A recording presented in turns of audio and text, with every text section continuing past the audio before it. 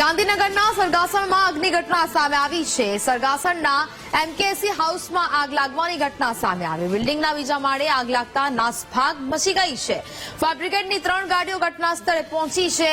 જો કે આગ પર કાબુ મેળવવાના પ્રયાસો છે તે શરૂ કરી દેવામાં આવ્યા છે। રાજ્યમાં વધુ એક આગની ઘટના સામે આવી। ગાંધીનગરના સરગાસણમાં આગની ઘટના સામે આવી છે।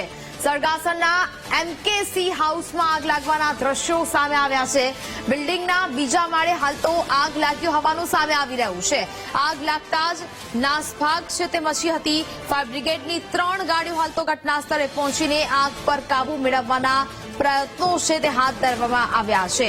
બીજા માળે આગ લાગ્યો હોવાના દ્રશ્યો છે તે સામે આવી રહ્યા છે।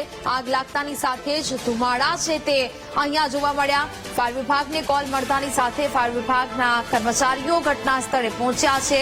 પાણીનો મારો છે તે સતત ચલાવવામાં આવી રહ્યો છે। આ બિલ્ડિંગના બીજા માળે આગ લાગ્યો હોવાનું સામે આવી રહ્યું છે। ગાંધીનગરના સરગાસણમાં આગની ઘટના બની। સંવાદદાતા મેહુલ ફોન લાઈન પર જોડાયા છે। મેહુલ, ગાંધીનગરના સરગાસણમાં આગની ઘટના સામે આવી છે, હાલ શું સ્થિતિ? બિલકુલ નેહા, પ્રાથમિક માહિતી મળી રહી છે। આગ પર જે છે તે કાબુ મેળવવાનો પ્રયાસ કરવામાં આવી રહ્યો છે અને સંભવતઃ અત્યાર સુધી આપણે જ્યારે વાત કરી રહ્યા છીએ ત્યાં સુધી ફાયર વિભાગે આગ પર કાબુ તો મેળવ્યો છે અને સરગાસણની આ ઘટના છે ગાંધીનગરના કે ત્યાં એમકેસી હાઉસમાં આ આગની ઘટના બની છે।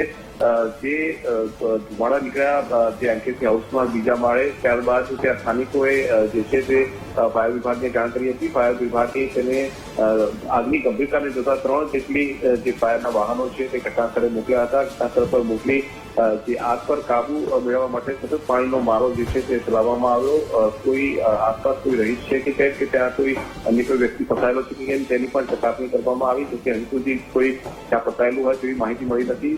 3 ગાડીઓ સતત પાણીનો મારો જે છે તે ચલાવી રહી છે અને આગ પર કાબુ મેળવવાનો પ્રયાસ કરવામાં આવી રહ્યો છે। મહત્વનું છે કે થોડા સમય પહેલા ગાંધીનગરમાં એક આગની ઘટનામાં એક ફાયરમેન બિલકુલ મેહુલ, જાણકારી બદલ આપનો આભાર।